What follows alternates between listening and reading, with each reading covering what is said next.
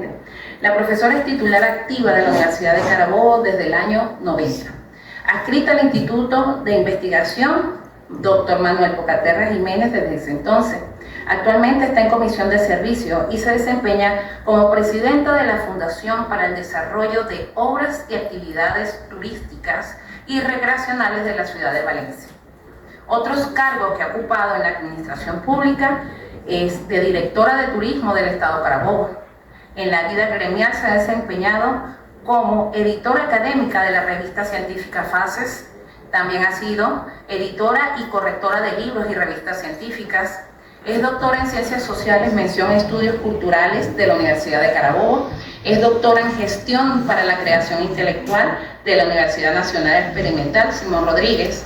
Magíster en Planificación Turística de la Universidad de Oriente. Especialista en Educación Superior de la Universidad de Carabobo. Es licenciada en Turismo de la Universidad de Oriente. Locutora certificada de la Universidad del Zulia.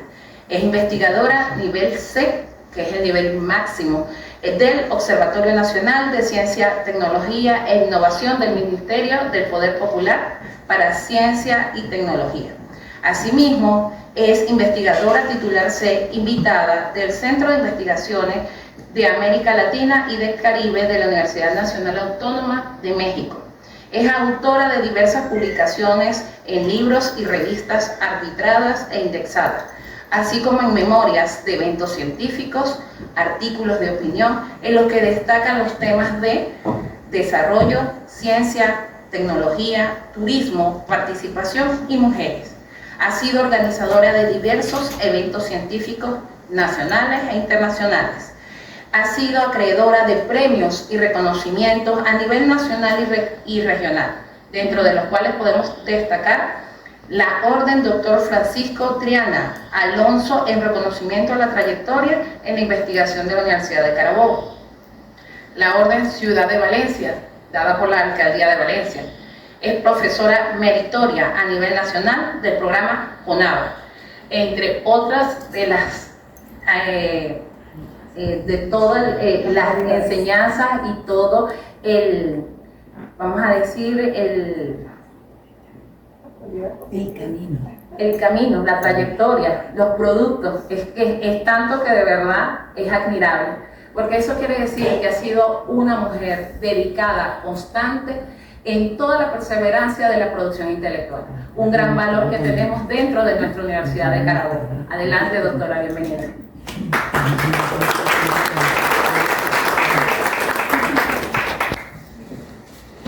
Bueno, muy buenos días. Agradecida con Heidi. Este celular es de quién? Tuyo. Son las 9:38, me controlan un poco el tiempo porque a veces cuesta que uno logre en tan poco tiempo condensar los elementos fundamentales, pero yo traté de hacerlo mediante figuras en una presentación muy rápida, pero a mí me gusta siempre más hablar con las personas sobre por qué este tema o ambos temas, porque a pesar de que son parte de lo mismo en el sentido de la orientación filosófica de la ciencia y la tecnología en el mundo y por ende en Venezuela, también es cierto que cada uno comporta sus dificultades, pero siendo que en el marco del aniversario del instituto, en el cual uno se siente parte integrante de él desde siempre, a pesar de que administrativamente nosotros ingresamos en el año 2001, éramos profesores de la Escuela de Administración Comercial y Contaduría Pública. Bueno, hicimos el concurso de nuevo de oposición para estar en nuestro instituto porque queríamos formalmente ser investigadores. Y desde ese entonces, y mucho antes, que estaba la doctora Ivonne León, a quien uno recuerda con mucho cariño, pues, intentábamos hacer proyectos para que el instituto saliera adelante y lograra recursos adicionales. Y hablar entonces desde ese tiempo en donde de los presentes creo que me acompaña William López desde esa época como investigador, de los que quedamos activos en el instituto, digamos, de esa renovación que se dio en el momento, porque ciertamente que había pasado mucho tiempo y el instituto requería nuevo talento humano.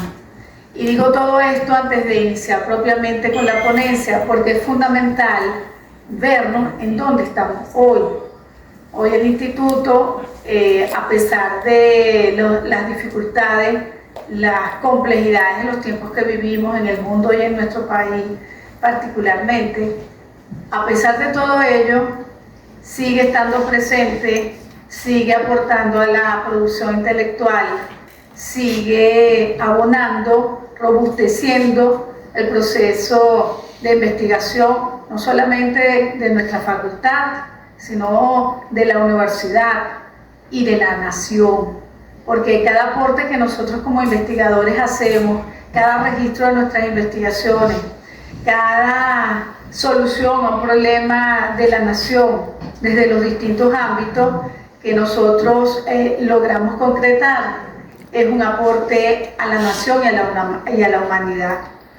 ¿Y por qué entonces hablar de ciencia abierta y del Manual de Caracas? Porque de alguna manera nosotros, Venezuela, la República Bolivariana de Venezuela, como signataria de la Organización de las Naciones Unidas, responde su plan de la nación a lo que es el desarrollo sostenible, a lo que es la Agenda 2030 y a lo que es contribuir con el conocimiento mundial en función del logro de los 17 objetivos de esa Agenda 2030. Siendo así, la filosofía que permea lo que es el Sistema Nacional de Ciencia y Tecnología desde la política pública nacional está en consonancia con lo que es la ciencia abierta.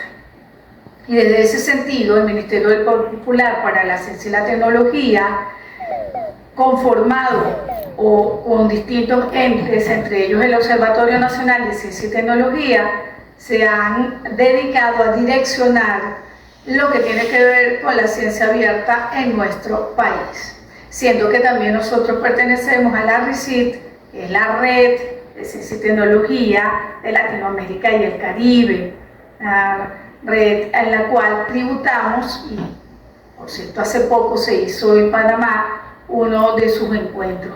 De manera que Venezuela no está aislada de lo que acontece a nivel mundial en materia de ciencia y tecnología, y muchísimo menos en materia de registro de datos. Si bien es cierto que en los últimos años la estadística en el país ha sido de gran complejidad, y cuando sobre todo lo que estamos en el área económica nos toca hacer proyecciones, es complejo el establecimiento de las mismas, pues precisamente en este ámbito de lo que es la ciencia abierta, que ya veremos su caracterización, y el Manual de Caracas, que es una guía, se elaboró para justamente tener una orientación metodológica para la recopilación de datos de investigación y desarrollo, pues es la intención, y todo ello en el marco de la reforma de la Ley Orgánica de Ciencia y Tecnología del año 2022, muy reciente realmente, se ha hecho todo este gran esfuerzo en el que de alguna manera he participado, he sido llamada a participar, y entiendo la necesidad que tenemos de promover en los espacios universitarios con nuestros estudiantes, investigadores, docentes en general, con el mundo de las universidades, la importancia que tiene que nosotros nos sensibilicemos sobre estos dos importantes temas dentro de otros que tenemos que empezar a estudiar. Me satisfizo mucho las palabras de la doctora Neira Ibáñez, nuestra directora de investigación y producción intelectual del Campus Bárbula, en el sentido de que nosotros tenemos que asumir que formamos parte de un sistema de ciencia y tecnología como universidad que somos, y como facultad que somos adscrita o de esta universidad, que conformamos esta universidad, y que como tal nosotros tenemos que tener claridad cuáles son las políticas públicas en materia de este sistema. Acá nos limitábamos simplemente a hablar del PEI o del PPI antes, y de manera individual cada quien como podía lo hacía. Y en las transformaciones que ha habido en estos sistemas de reconocimiento a la investigación en el país y de la ley, pues a veces nos quedamos rezagados por temas que no tienen que ver con lo académico y lo universitario. Nosotros tenemos que tener la capacidad como universitarios para trascender cualquier obstáculo y limitación de carácter ideológico, político, religioso, en torno a lo que es nuestra política de ciencia y tecnología nacional.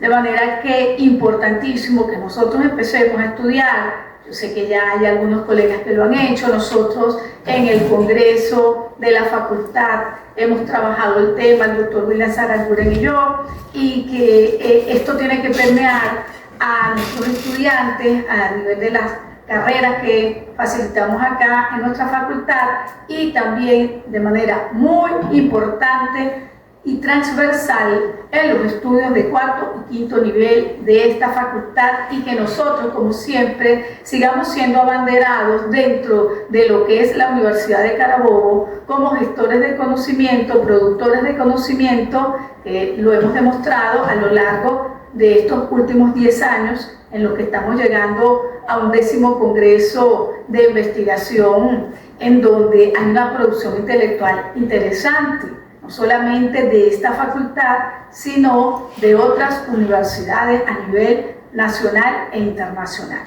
De manera que entonces decir que a estas alturas del camino nosotros no sabemos lo que es la ciencia abierta, que no hemos escuchado hablar de ella, que ese tema no nos importa, me parece una situación que lamentar. Por ello, a mi modo de ver, y en el acto cuando empezamos a organizar el aniversario 42 de nuestro instituto, pues yo le dije a su directora, la doctora Neidy Soto, en el acto: ya yo tengo mi tema, tiene que ser así, tenemos que insistir en avanzar en lo que está avanzando el mundo, no es solamente en Venezuela, sino el mundo. Y desde este punto de vista hay variada literatura, pero una fundamental tiene que ver con lo que la UNESCO, el órgano que trabaja la educación y la cultura dentro de la Organización de Naciones Unidas, nos trae para hablar sobre ciencia abierta.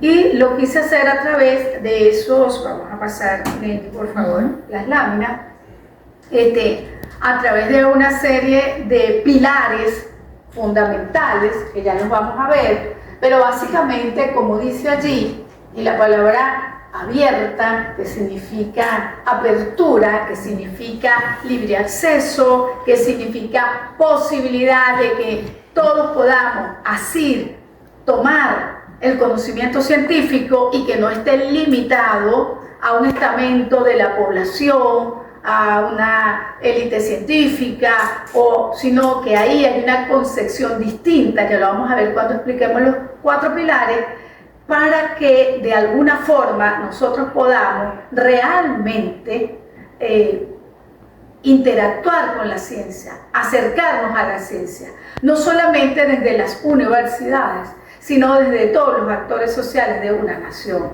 sus comunidades, sus innovadores, sus inventores, porque muchas veces, y por eso se renovó todo el programa de estímulo a la investigación y a la innovación, muchas veces, la mayoría de las veces, todos esos programas de acreditación iban simplemente a los nichos de las universidades y dejábamos por fuera a gente talentosa que incluso sin tener un nivel doctoral eran capaces de proveer tecnologías tanto blandas como duras para el crecimiento y el desarrollo de la nación.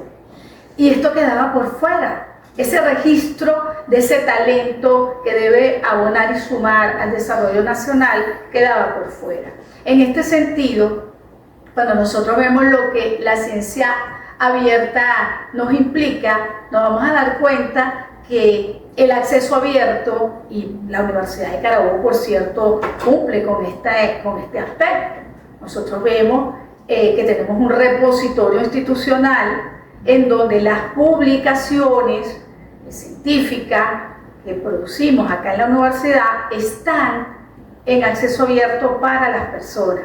Cuando vemos las actividades, los textos de profesores, la mayoría están en un repositorio. O sea, que de alguna manera nosotros en los últimos tiempos, sin discutir mucho sobre lo que es la ciencia abierta, por lo menos esta facultad ha estado abonando a lo que es el concepto de ciencia abierta. Y esto es fundamental porque ahora lo que nosotros tenemos es que sensibilizarnos en torno a qué es lo que hemos estado haciendo, hacer una reconstrucción historiográfica de nuestra praxis investigativa y darle el sentido de construcción y transformación que ello ha venido dando a esta facultad. Muchas veces minimizamos, infravaloramos la producción que tenemos, la producción que hacemos nosotros mismos, por diversas razones que no vienen en este momento.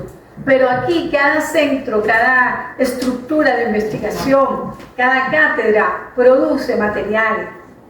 Quizá hace falta la sistematización, la orientación, hace falta más talento en las tareas de carácter de gestión administrativa para ello, porque eso comporta un gran esfuerzo y requiere, por supuesto, recursos. No obstante, todo ello abona a ese concepto que tenemos nosotros allí mostrando en la lámina. Dice que es un constructo inclusivo. La ciencia abierta es un constructo inclusivo que abona, ¿verdad?, a la gente, a la comunidad, y que comporta también objetivos importantes como los que veremos a continuación. Allí, en primera instancia, hacer que el conocimiento científico multilingüe esté abiertamente disponible, accesible y reutilizable por todos. Esa es una primera condición de la que les estoy hablando y nosotros en nuestra universidad lo tenemos. Claro, hay quienes tienen sus textos y son privados y los mandan a imprimir y le cobran a los estudiantes. Bueno, de todo hay en la viña del Señor y es legítimo como cada quien administra la producción que tiene. Pero en este mundo de la academia y de la ciencia abierta, lo ideal es que esa producción cumpla con ese primer objetivo de la ciencia abierta. Luego, aumentar las colaboraciones científicas y el intercambio de información en beneficio de la ciencia y la sociedad. Hay un cambio.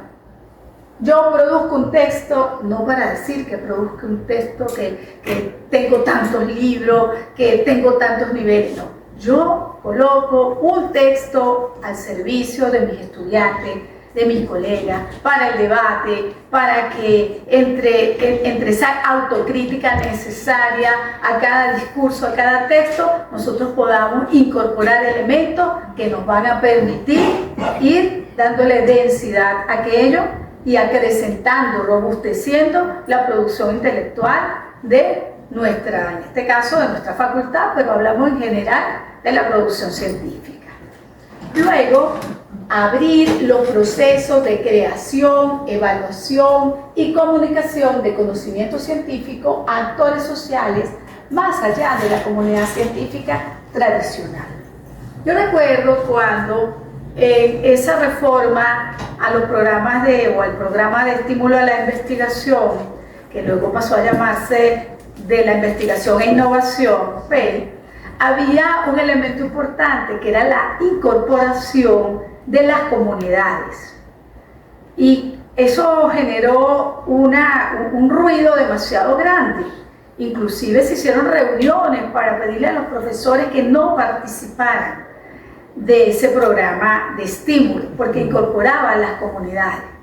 Y yo decía, qué contrasentido que una universidad cuyo objeto sea producir conocimiento para el desarrollo de una nación, piense que no debe incorporar elementos comunitarios al trabajo de investigación, cuando lo que tiene sentido para el desarrollo de cualquier investigación es la comunidad misma. Sea que esta comunidad esté localizada en un espacio geográfico, sea que esta sea una comunidad médica científica, sea que esa comunidad sea un hospital, sea un consejo municipal, sea una alcaldía, sea una unidad dentro de una empresa o un gremio.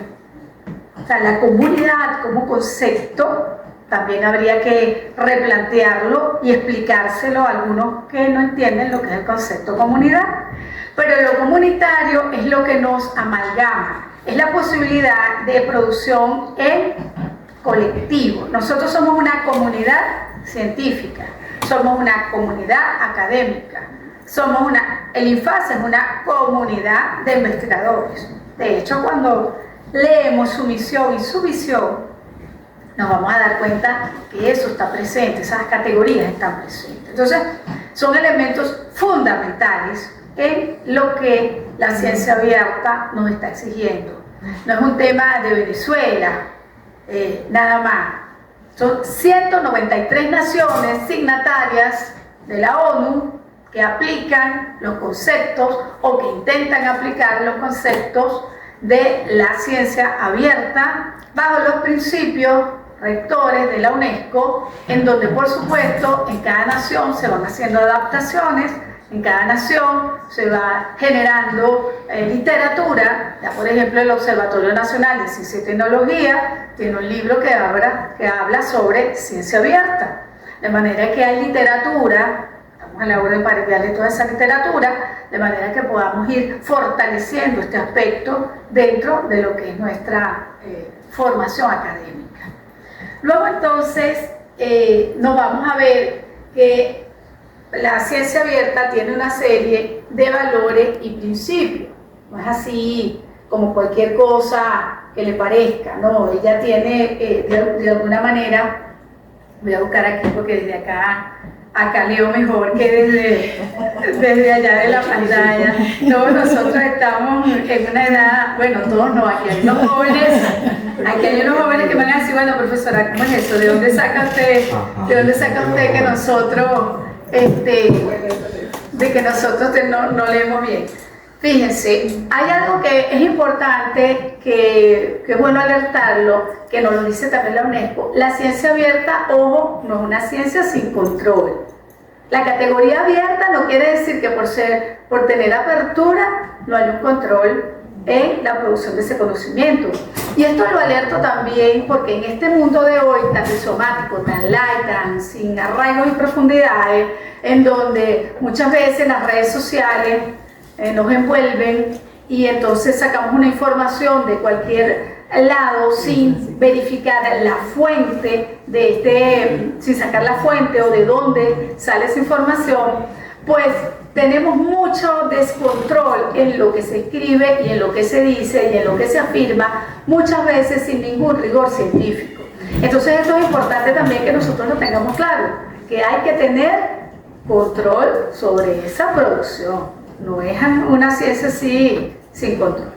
Dentro de los principios, fíjense que ellos hablan de la calidad y la integridad. O sea, eso es uno de los elementos que tienen que estar presentes en la ciencia abierta. También que debe ser un beneficio colectivo. Debe haber equidad y justicia, diversidad e inclusión. Si nosotros nos damos cuenta de estos valores que deben estar presentes allí, entonces se comprende cuando nosotros estudiamos, por ejemplo, la inclusión de personas con discapacidad en el mundo del trabajo y la importancia de estudiar, por ejemplo, ese tipo de temas, ¿no? Que muchas veces la gente no le da como la importancia, pero sí la tiene. Y ahí lo vemos cuando nos hablan de que uno de los valores de la ciencia abierta tiene que ver con esto. Cuando vemos los principios, tenemos transparencia, control, crítica y reproductibilidad. Es decir, no es una ciencia sin crítica, no es una ciencia sin control, es una ciencia capaz, como los conceptos científicos, de ser falseable, de ser reproducida. De manera que no es así como cualquiera cree, que cuando empezó a hablar la gente de posmodernidad y creían que todo valía y que no había que hacer mucho esfuerzo por estudiar y profundizar. Bueno, no, la ciencia abierta no se trata de eso. Se trata justamente del trabajo en colectivo.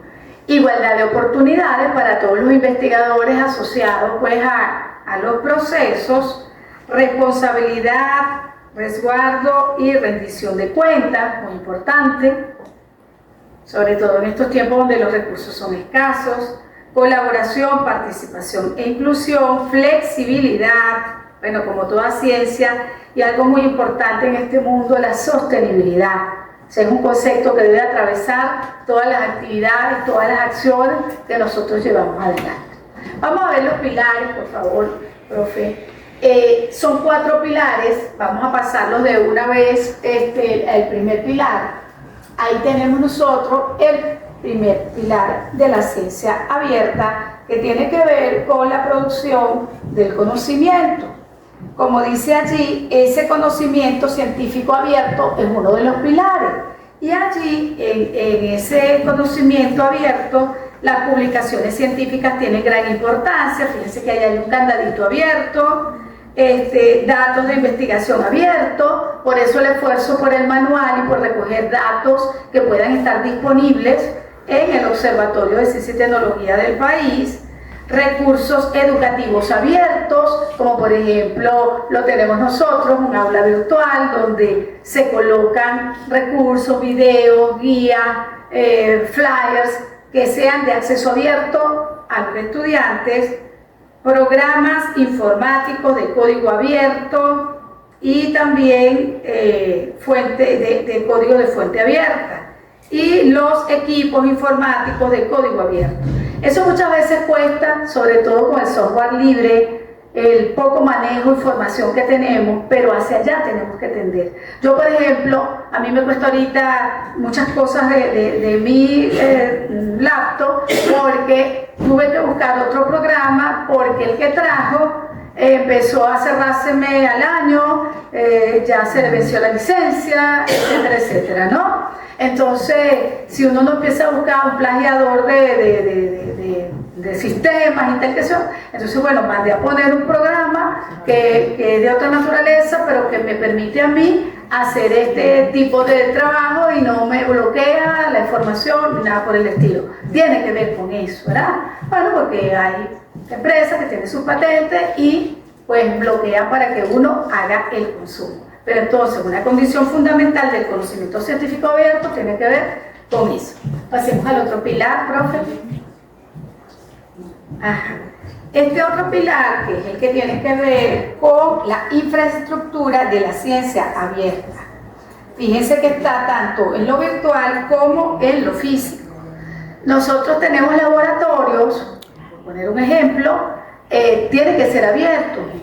Tienen que haber posibilidades de que las personas comunes y corrientes, los estudiantes, puedan tener ese acceso sin tener que pagar. No es fácil, no es una tarea fácil. En el mismo documento de la UNESCO, bueno, se habla de las dificultades, sobre todo en los países emergentes, que no tienen en sus presupuestos grandes cantidades para el desarrollo de I+D, más sin embargo es fundamental que eso los estudiantes puedan acceder, en el caso nuestro de la facultad y de nuestros investigadores, a ese tipo de equipos.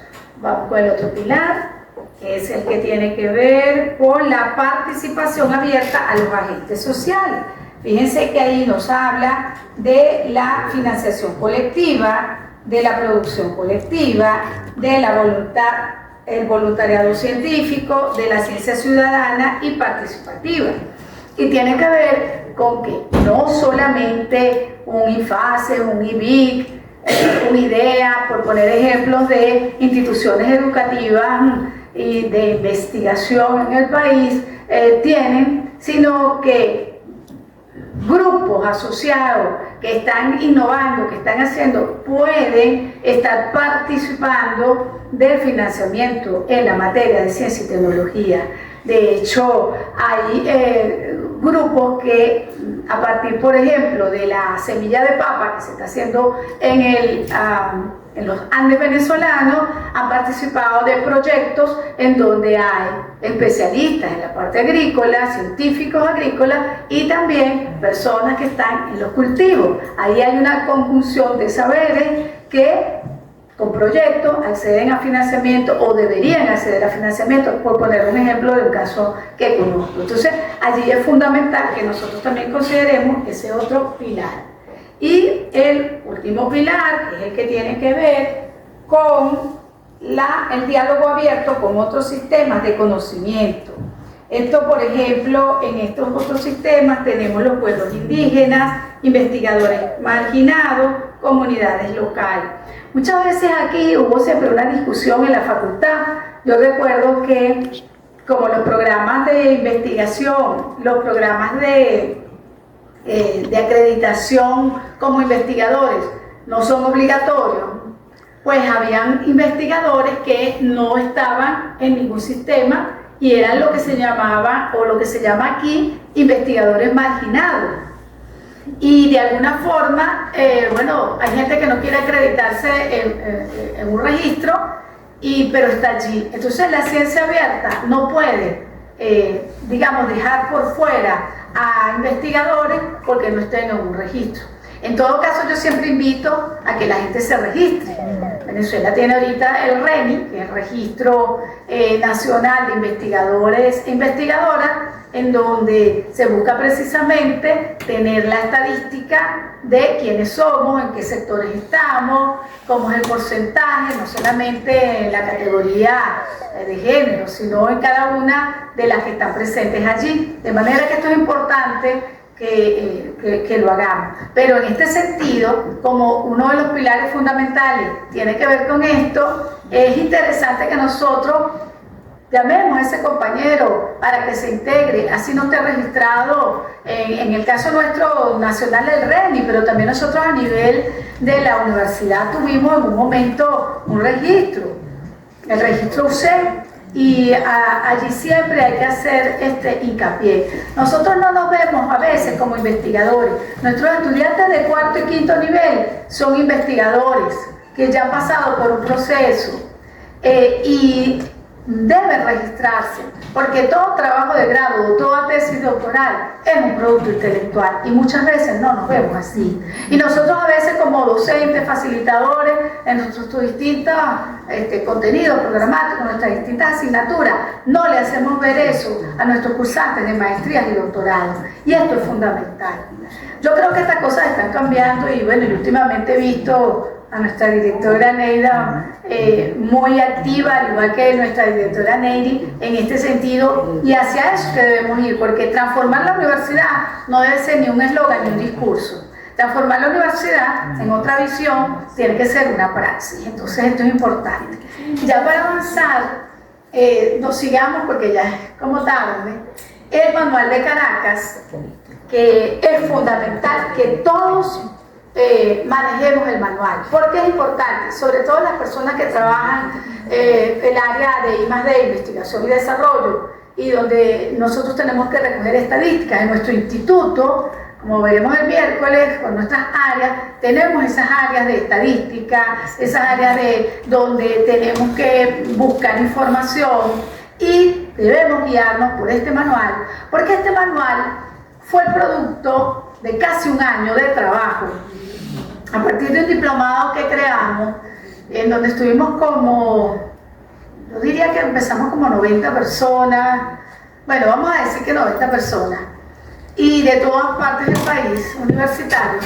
Y allí se empezó un proceso de formación, en principio leyendo manuales de otras partes del mundo, tratando de hacer una estandarización que permitiera que Venezuela tuviera una guía metodológica que le permitiera recoger información de I+D y que la misma pudiera tener comparabilidad con otras naciones, lo cual ameritaba entonces que metodológicamente nosotros tuviéramos un instrumento, un documento que nos permitiera, nos posibilitara esa vía.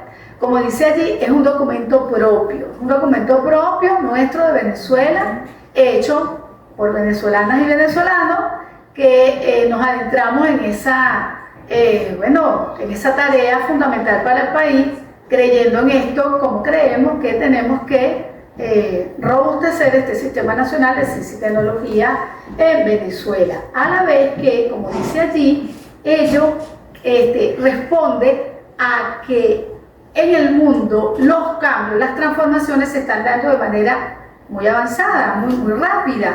Nosotros tenemos que ir en función también de esos cambios. Por favor, Nelly. Como dice allí, estamos buscando de alguna manera que esa data tenga esa guía y pueda entonces también permitir los recursos que son escasos, orientarlos de la mejor manera. Nosotros, por ejemplo, que tenemos el área de macroeconomía en nuestro instituto, que está a cargo de nuestro economista William López, tenemos que montarnos en estos procesos porque hablar de investigación y desarrollo y no manejar la metodología que está rigiendo para poder entonces decir, vamos a montarnos en un proyecto, vamos a aplicar, vamos a conseguir financiamiento, o sea, implica conocer esto. Pero fíjense por qué yo mezclo los dos temas, porque estos proyectos no pueden ser individuales, deben ser proyectos en colectivo, con una metodología. Ahorita se acaban de aprobar 210 proyectos, de los cuales hay varios en ciencias sociales a nivel nacional. Yo recuerdo que yo pasé al INFACES esa convocatoria y bueno, de alguna manera hay en ciencias sociales, hay por supuesto en la parte de ingeniería, de salud, son variados, las categorías que fueron financiadas. En este caso, en un principio a mujeres.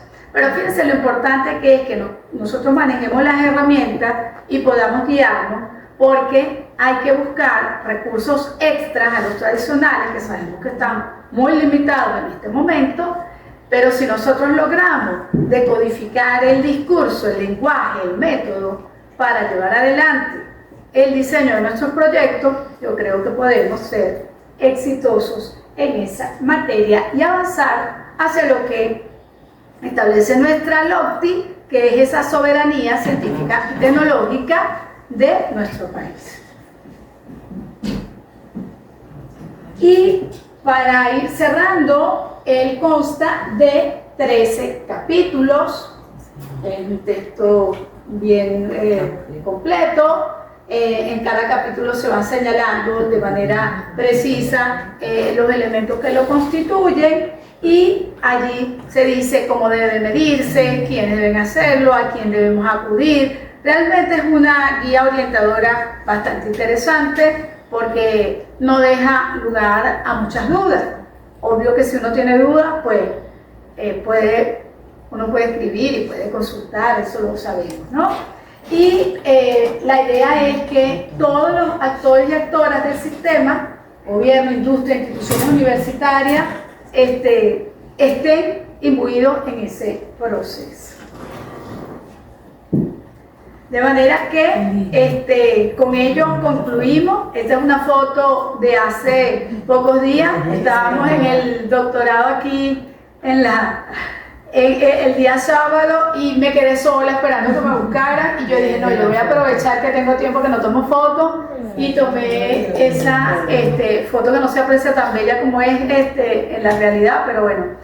Importante que nos sigan en nuestras redes, @INFACESUC, porque por allí vamos a estar dándole potencia a la información y a tips sobre estos elementos que son fundamentales para no solamente nuestro instituto. Nosotros somos simplemente un instrumento más de esta necesidad de avanzar en esa nueva visión de universidad que tanto hemos soñado. Bueno, gracias y feliz día.